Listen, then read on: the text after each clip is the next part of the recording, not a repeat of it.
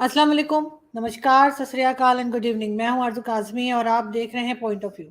हमें जी आज जॉइन किया है अभिषेक मिश्रा साहब ने, जो कि पॉलिटिकल एनालिस्ट हैं। बहुत शुक्रिया अभिषेक कि आज आप आए, thank you so much. Thank you Raju ji. आपके सभी दर्शकों को नमस्ते, सलाम वालेकुम, सत श्री अकाल। Thank you so much. It's a wonderful feeling to be with you. Thank you so much. और आज हम आपसे सर बात करना चाहेंगे थोड़ा हिंदुस्तान पाकिस्तान की, कि जैसे हम अक्सर देखते हैं कि अभी जापान में जब आपके प्राइम मिनिस्टर मोदी जी गए थे तो उन्होंने कहा कि पाकिस्तान के साथ बात करना चाहते हैं, पाकिस्तान के साथ टर्म्स बेहतर करना चाहते हैं, इस किस्म की उन्होंने स्टेटमेंट दी थी कुछ। लेकिन दूसरी तरफ हम देखते हैं कि जो आपके फॉरेन मिनिस्टर हैं वो बिल्कुल ही उनसे एक अलग से बात करते हैं, और उनका ये कहना है कि नहीं, जब तक टेररिज्म के ऊपर फुली कंट्रोल नहीं करते तो हम बात नहीं करेंगे। और साथ साथ पाकिस्तान की तरफ से भी कहा जाता है कि जी हम ट्रेड करना चाहते हैं, मगर उसके साथ ही साथ 370 का इशू भी उठा देते हैं। आपके ख्याल से ये दोनों तरफ के पॉलिटिशियंस क्या करना चाह रहे हैं? क्या वाकई में बात करना चाहते हैं, या सिर्फ एक पॉलिटिकल स्टेटमेंट के तौर पे आप दोनों तरफ देख रहे हैं, चाहे वो पाकिस्तान हो या भारत? देखिए, जो आज की इंडियन गवर्नमेंट है मोदी जी की, ये रूटेड है इंडियन फिलॉसफी में, इंडियन ट्रेडिशन में, इंडियन कल्चर में। तो इनकी फिलॉसफी को ड्राइव करने वाला, या फॉरेन वॉर पॉलिसी हो, चाहे इंटरनल डेमोक्रेटिक जो इनके गवर्नमेंटल प्रिंसिपल है, वो सारे वो हमारे ट्रेडिशनल रूल है या ट्रेडिशनल विजडम है, उससे वो लेके चल रहे हैं। अब आप अगर पाकिस्तान की बात करें, पाकिस्तान कहता है हमसे ट्रेड करें, मगर उसके पहले कुछ प्री कंडीशन है कि कश्मीर को सॉल्व करें और ये सॉल्व करें। अब कश्मीर का सोल्यूशन है क्या? कश्मीर की समस्या क्या है? कश्मीर की समस्या ये है कि इंडियन इंडिपेंडेंस एक्ट के अंतर्गत में ब्रिटिश इंडिया के दो टुकड़े किए गए। एक का नाम डोमिनियन ऑफ इंडिया पड़ा, एक का नाम डोमिनियन ऑफ पाकिस्तान बना। बाकी टू नेशन थ्योरी के आधार पे कुछ प्रिंसली स्टेट्स को यह अधिकार दिया गया कि वो चाहे तो इंडिया के साथ चले जाए, चाहे तो पाकिस्तान के साथ चले जाए। हम ये सब चीजें मानते हैं कि हाँ भाई ये हुआ, और चूंकि हमारे परिवार के ही लोग थे, आप हमारे परिवार का हिस्सा है, बिकॉज हमारे कल को मैं मुसलमान बन जाऊं तो इससे मेरा परिवार तो नहीं टूट जाएगा ना। तो हमने डिवीजन को एक्सेप्ट कर लिया। लेकिन जो टू नेशन थ्योरी थी, क्या वो 1947 के साथ खत्म नहीं हो गई? क्या आप चाहते हैं कि टू नेशन थ्योरी अभी भी आगे रहे? और टू नेशन थ्योरी, अगर आप ये कंडीशन लगाते हो कि कश्मीर को सॉल्व करो क्योंकि वहां मुसलमान ज्यादा हैं, तो भाई 1947 के बाद से भारत के कई हिस्सों में, कई जिले में मुस्लिम आबादी ज्यादा हो चुकी है।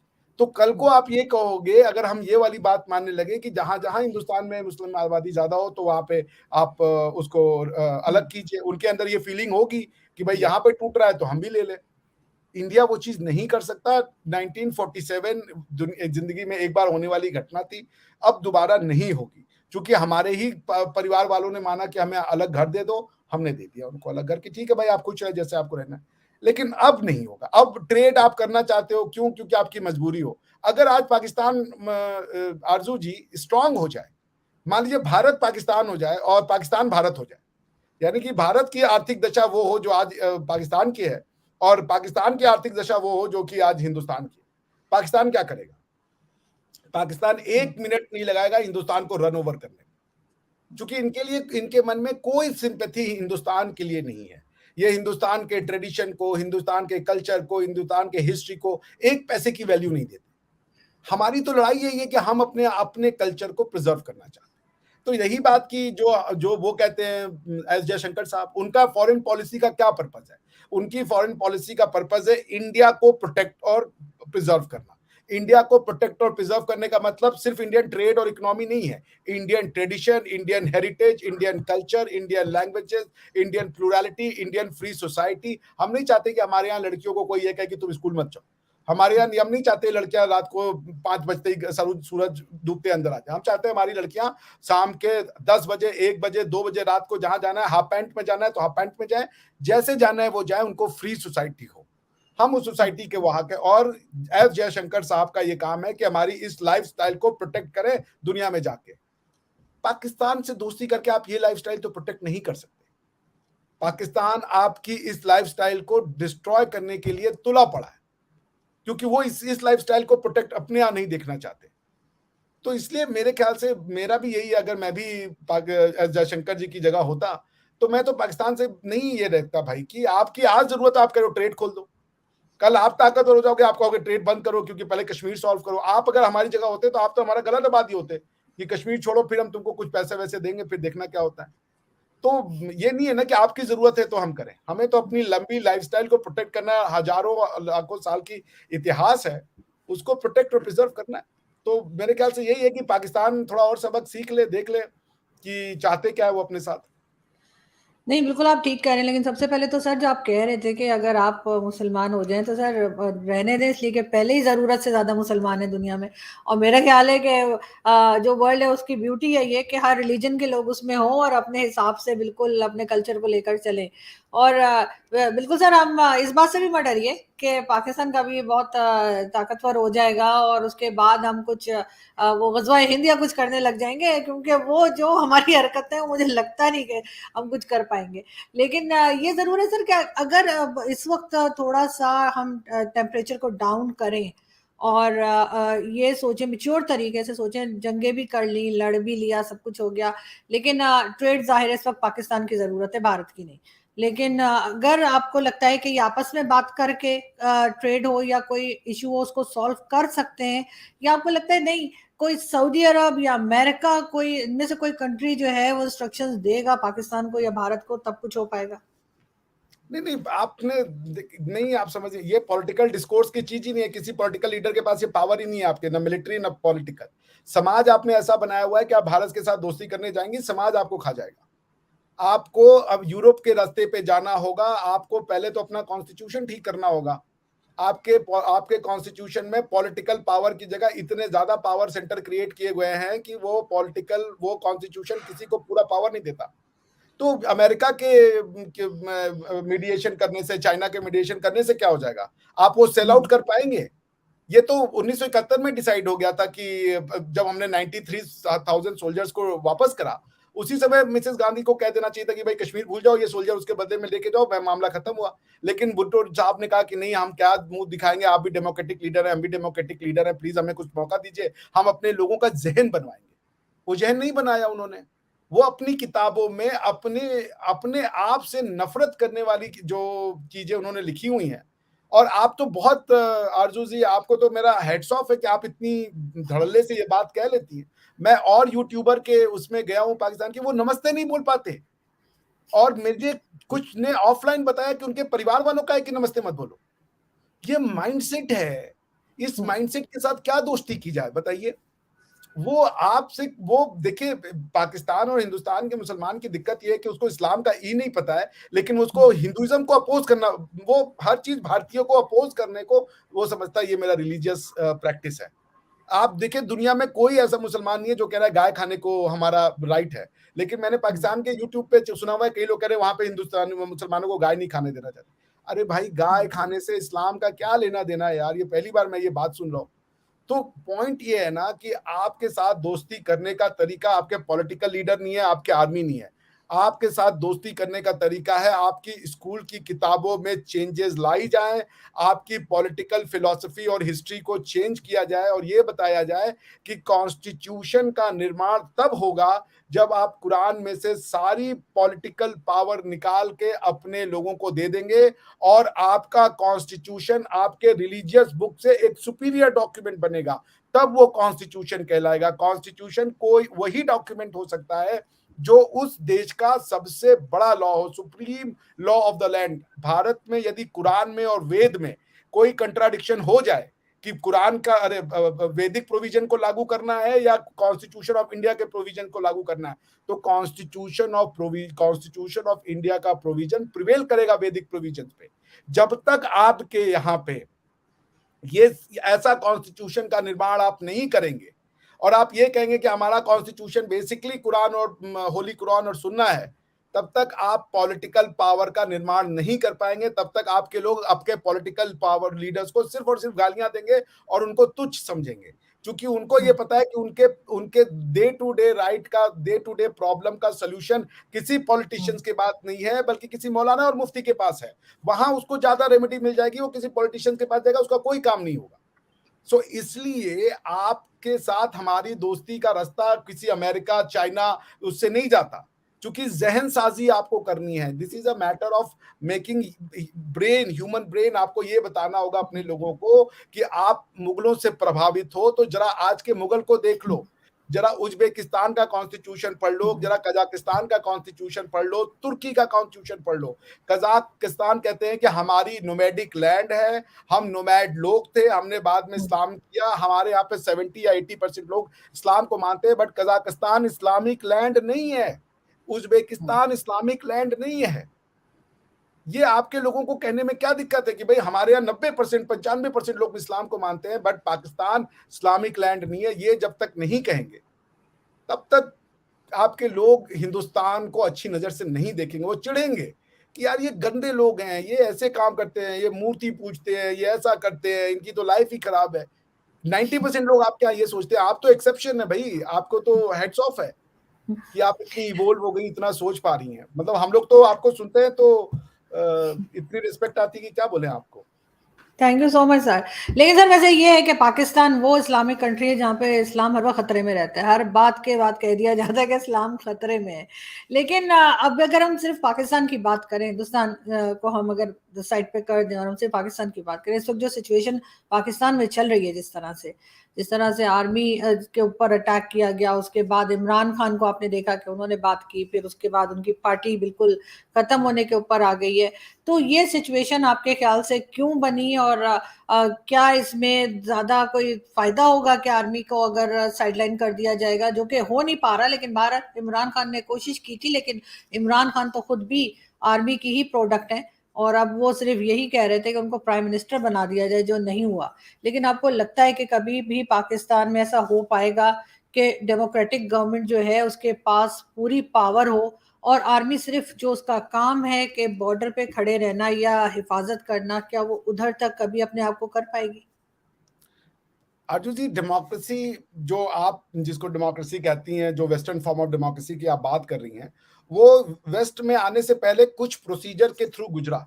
जैसे जब आप किसी को ना हॉस्पिटल में सर्जरी के लिए ले जाते हैं तो कुछ सर्जरी के प्रोटोकॉल होते हैं, उसका ब्लड शुगर चेक किया जाता है, उसके बाकी पैरामीटर्स चेक किए जाते हैं ताकि सर्जरी के बाद हीलिंग जो है वो नॉर्मल हो, वरना सर्जरी जो है वो काउंटर प्रोडक्टिव हो जाएगी। वेस्ट में जो आई, आप जिसको वेस्टर्न फॉर्म ऑफ डेमोक्रेसी कहते हैं, जो कि इमैनुअल कांट ने प्रमोट करी, जिसको कि जॉन लॉक ने प्रमोट करी, जिसको कि और भी इस तरीके के रूसो ने प्रमोट करी। इस तरीके के कई ऑथर्स थे जिन्होंने लिखा। उन्होंने क्या लिखा? उन्होंने आरजू जी ये लिखा कि the source of political power is not divinity, the source of political power is always popularity. लोग होते हैं, किसी भी राजनीतिक या सियासी पावर का सोर्स लोग होते हैं। आपके यहाँ पे ये लोगों को समझाना होगा, पहली बात, कि आपके कॉन्स्टिट्यूशन में लिखा है कि आपके सियासी पावर का जो सोर्स है वो अल्लाह है। बाय द वे, आप कॉन्स्टिट्यूशन ऑफ पाकिस्तान का प्रेम्बल पढ़ लीजिए। दूसरी चीज कि डेमोक्रेसी में इलेक्शन लास्ट रिक्वायरमेंट है, उसके पहले वहां पे रूल ऑफ लॉ आता है। Rule of law is an antithesis of theocratic law. Theocratic law को लॉ आप नहीं कहेंगे, क्योंकि rule of law man made होता है। रूल ऑफ लॉ की रिक्वायरमेंट होती है कि उस जमीन पे रहने वाले मर्द औरत सब बराबर होंगे। उसमें ये नहीं होगा कि कोई बिलीवर है, कोई नॉन बिलीवर है, कोई औरत है, कोई मर्द है, सबके हकूक या जो अधिकार है वो समान होंगे। जब आप ये कर लेंगे, जब आप ये रूल ऑफ लॉ के लिए एब्सोल्यूट इक्वलिटी क्रिएट करेंगे, उसके बाद आपका शुरुआत होगा कॉन्स्टिट्यूशनल गवर्नेंस की जर्नी। क्योंकि अगर आप ये कहते हैं कि आपकी जो कुरान, आपकी जो कॉन्स्टिट्यूशन है वो बेसिकली कुरान है, तो कुरान में तो बिलीवर और नॉन बिलीवर सेम नहीं हो सकते, ठीक है ना। उस सोसाइटी में रूल ऑफ लॉ आ ही नहीं सकता। इसलिए आपके यहाँ पे डेमोक्रेसी कभी नहीं आएगी, क्योंकि जिसको आप कॉन्स्टिट्यूशन कहती हैं वो कॉन्स्टिट्यूशन है ही नहीं।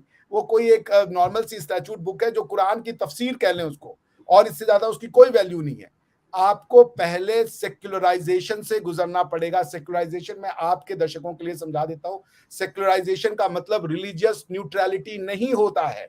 सेक्युलराइजेशन का मतलब होता है वह सोसाइटी जो किसी ये अब्राहमिक फेथ के लिए है, भारत में इसकी एप्लीकेशन नहीं है। जो भी अब्राहमिक सोसाइटी जब किसी बाइबल या कुरान जैसी किताब से गवर्न हो रही होती है, तो वहां पे क्या होता है कि दो पावर सेंटर होते हैं, एक राजा और एक वहां के जो पुजारी या मुफ्ती या वहां के पहले जो प्रीस्ट होते थे क्रिश्चियन सोसाइटी में, उनसे पॉलिटिकल पावर ले ली जाती है। पॉलिटिकल पावर का मतलब लॉ मेकिंग पावर। उसमें से लॉ मेकिंग पावर जब निकल जाती है तो ये लॉ मेकिंग पावर निकलने की प्रक्रिया को कहते हैं कॉन्स्टिट्यूशनल गवर्नेंस की शुरुआत। यहां से ये जब लॉ निकल गया पॉलिटिकल पावर का, ये फिर दे दिया जाता है उस देश के चुने हुए नुमाइंदों को कि अब वो पॉलिटिकल पावर को एक्सरसाइज कर रहे हैं। पॉलिटिकल पावर का मतलब होता है power to make law, power to enforce law and power to create judiciary to dispute to decide the disputes arising out of the legal rights and obligation. आपके यहाँ पे ये नहीं हो रहा है। आप कुरान में से जब तक आप होली कुरान बहुत अच्छी किताब है, उसका कोई हमें ना आप कर रही बुराई ना मैं उसकी कमियां निकालूं। मैं कह रहा हूं कॉन्स्टिट्यूशनल सोसाइटी तभी होगी जब आप कुरान में से पॉलिटिकल पावर निकाल के अलग करेंगी, जैसे इंडिया ने वेद में से पॉलिटिकल पावर निकाल करके कॉन्स्टिट्यूशन का निर्माण कर दिया है। आज हमारी डेट में पॉलिटिकल पार्लियामेंट के द्वारा बनाया गया लॉ सुप्रीम है। उस लॉ को जैसे हमारे यहाँ देखे, हिंदुओं में कभी भी डिवोर्स का कॉन्सेप्ट नहीं था, हिंदू में डिवोर्स का कॉन्सेप्ट नहीं था, लेकिन पार्लियामेंट ने 1956 में हिंदू कोड बिल लाया और डिवोर्स इंट्रोड्यूस कर दिया। उनके रिलीजियस राइट में वो हजारों साल से जो लॉ था कि हिंदू के घर में एक बार शादी हो जाती थी तो अर्थी आती थी, अरे दुल्हन क्या डोली आती थी और अर्थी जाती थी। अब क्या है, अब ऐसा नहीं है। अब दुल्हन आ रही है 2-3 महीने बाद ही निकल जा रही है, पता ही नहीं चल रहा है कि कहाँ गई वो दुल्हन। सिचुएशन ये हो गई है डिवोर्स की वजह से। तो हिंदुओं ने एक्सेप्ट किया ना। ये कैसे, अगर मान लीजिए ये होता कि कोई हिंदू ये कह देता कि ये जो हिंदू कोड बिल है हम इसको नहीं मानेंगे, क्यों? क्योंकि ये हमारे सदियों से हमारा जो लॉ रहा है कि हमारे यहाँ शादी जो है वो जन्म जन्मांतर का बंधन है, वो 7 जन्मों तक चलती है, हम इसको नहीं एक्सेप्ट कर सकते क्योंकि डिवोर्स तो हमारे यहाँ था ही नहीं, ये तो 1956 में तो हमको लेके आके दे रहे हो। लेकिन यही हुआ कि जो आपका वैदिक लॉ भी था या जो जो जो आपका रिलीजियस लॉ था सदियों पुराना, उसको भी पार्लियामेंट ने चेंज कर दिया। वो कॉन्फ्लिक्ट में आया। डिवोर्स पार्लियामेंट्री लॉ देता है और आपका वैदिक लॉ बताता है कि डिवोर्स हो ही नहीं सकता। यहाँ पे कॉन्फ्लिक्ट था। वैदिक लॉ कह रहा था डिवोर्स नहीं हो सकता, पार्लियामेंट्री लॉ ने कहा डिवोर्स हो सकता है। पार्लियामेंट्री लॉ प्रिवेल कर गया। जब तक ये डेमोक्रेसी नहीं आएगी आपके यहाँ, जब तक पार्लियामेंट सुप्रीम नहीं होगा, इस तरीके से कभी आर्मी से लड़ाई होगी, कभी सुप्रीम कोर्ट से लड़ाई होगी, क्योंकि लोगों का भरोसा आपके कॉन्स्टिट्यूशन पे है ही नहीं। उनको खुद बता दिया गया कि इस कॉन्स्टिट्यूशन को मत मानो, तुम्हारा मेन डॉक्यूमेंट तो कुरान है। तो वो लोग आलिम मुफ्ती को और उनको ज्यादा वजन देते हैं पॉलिटिशियंस की ज्यादा, और पॉलिटिशियन भी उन्हीं के पास जाएंगे क्योंकि उनको पता है कि यहाँ से हमें वोट बैंक, यहाँ से हमें वोट मिलेगा। So your constitution is a problem. आपको पहले सोशल रिफॉर्म के थ्रू गुजरना है। पॉलिटिकल रिफॉर्म अभी आप भूल जाइए।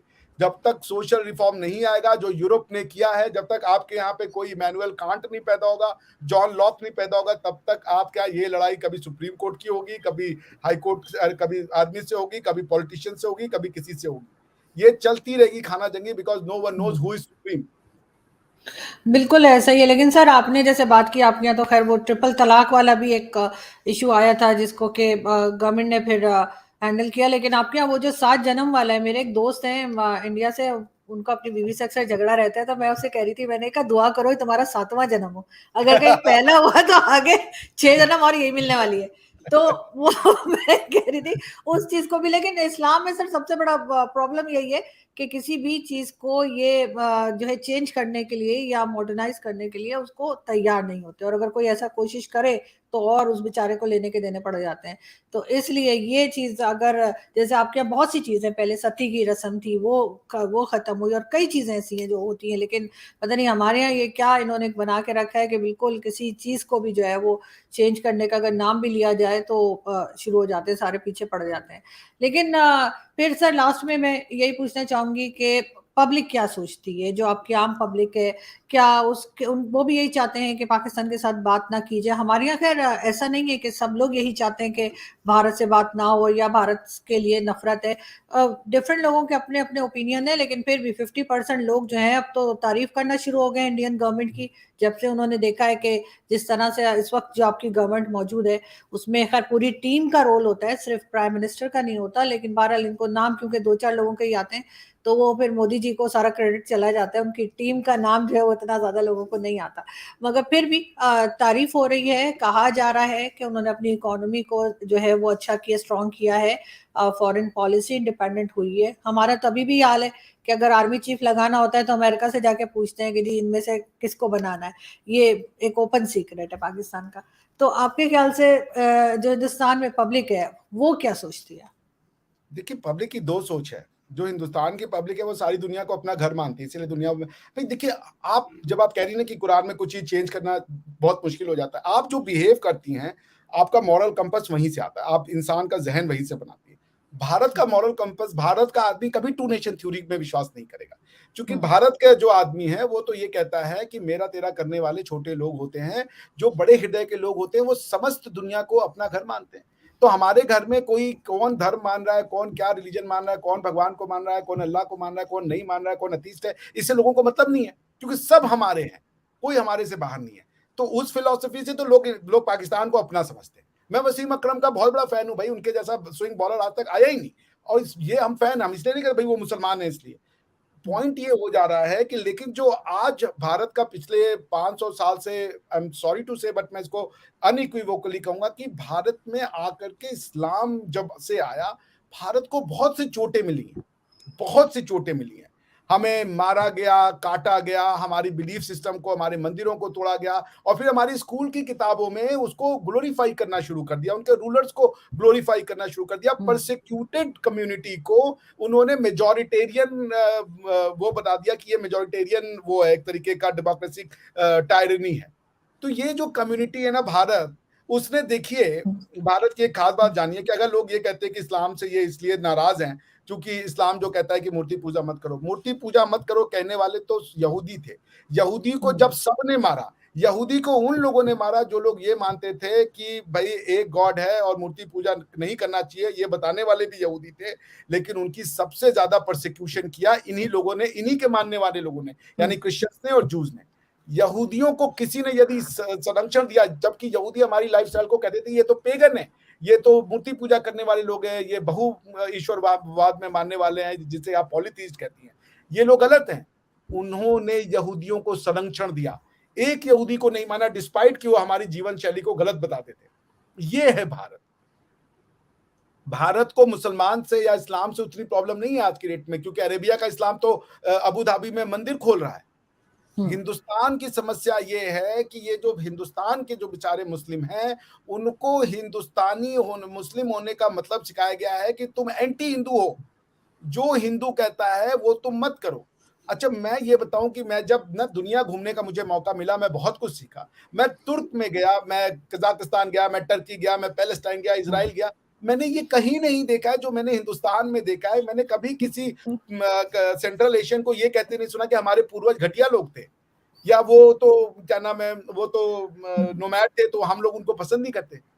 तो वो अपनी हिस्ट्री, हजारों साल की हिस्ट्री बताते हैं। मुझे लेकर के वहां की लड़कियां जाती थी, ये देखो ये युल्ट करके होता है, उनका तंबू होता है, जो वो तंबू लेकर के हर जगह जाया करते थे, चूंकि नोमैड लोग थे। वो दिखाती थी प्राउडली कि हम लोग इसकी पूजा करते थे। ये उन्होंने मूर्तियां लगाई हुई हैं पूरे शहर के बीचों बीच में, अपने पुराने इतिहासकारों की। वो अपने हिस्ट्री को प्यार करती हैं, वो प्राउडली कहती हैं I am nomad. It's same like कि एक पाकिस्तानी ये कहे कि आई वाज हिंदू बेसिकली, लेकिन वो पता नहीं क्यों कहता है कि वो गाय का सुसु पीने वाले लोग हैं, बेकार लोग हैं। उनको गाय के सुसु में ही वो अटकी पड़ी है। वो हिंदुस्तान की बाकी चीजें देख नहीं रहे कि जीरो हिंदुस्तान ने दिया, आयुर्वेदा हिंदुस्तान ने दिया, योग हिंदुस्तान ने दिया, दशमलव हिंदुस्तान ने दिया, न्यूमेरल हिंदुस्तान ने दिया, लोगों को ये प्लानिटरी मूवमेंट को शुरुआत बताने वाला हिंदुस्तान था, प्लास्टिक सर्जरी की शुरुआत करने वाला हिंदुस्तान था। इतनी चीजें हिंदुस्तान के लोगों ने दी, फिलॉसफी दी हिंदुस्तान ने। उपनिषद की फिलॉसफी को मानने वाले तो बड़े बड़े साइंटिस्ट थे। मेरे अपने प्रोफेसर की मैं बात बताऊं, मैंने जर्मनी से पीएचडी की और वो फिलोसोफर आदमी थे, काफी प्रोमिनेंट है, नाम नहीं लेना मैं उनका। उन्होंने कहा था अभिषेक कि इंडिया से हमने फिलॉसफी सीखी है। Germans are crazy about Indian philosophy, Europe is crazy about Indian philosophy. ये हमारे लोग हैं खुद के। अब हम अपने भाई से कैसे लड़ लेंगे बताइए? हम अरबों से लड़ लेंगे, तुर्कों से लड़ लेंगे, पर मेरा ही भाई कल को कन्वर्ट होके कहे कि मेरा घर तोड़ दो, तो हम क्या कहेंगे सिवाय इसके कि ले जाओ भैया, हक है तुम्हारा। बाहर वालों नहीं, आप बिल्कुल आप सही कह रहे हैं। हमारे एक बड़े मशहूर ऑथर थे मुश्ताक अहमद यूसुफी साहब। उन्होंने एक बार लिखा कि उनके कोई अरब मिला, उनको किसी अरब कंट्री का कोई मिला, तो उसने कहा भाई कलमा तो हमने भी पढ़ा है लेकिन तुम लोग तो बिल्कुल ही बावले हो गए पढ़ने के बाद। तो वो उनकी जो बात थी वो बड़ी अच्छी लग रही थी। बल्कि अभी मैं कल ही किसी अपने दोस्त से बात कर रही थी और मैंने कहा कि अभी तक तो मेरे पेरेंट्स को बुरा भला ट्विटर पे और सोशल मीडिया यहाँ वहां पढ़ती थी।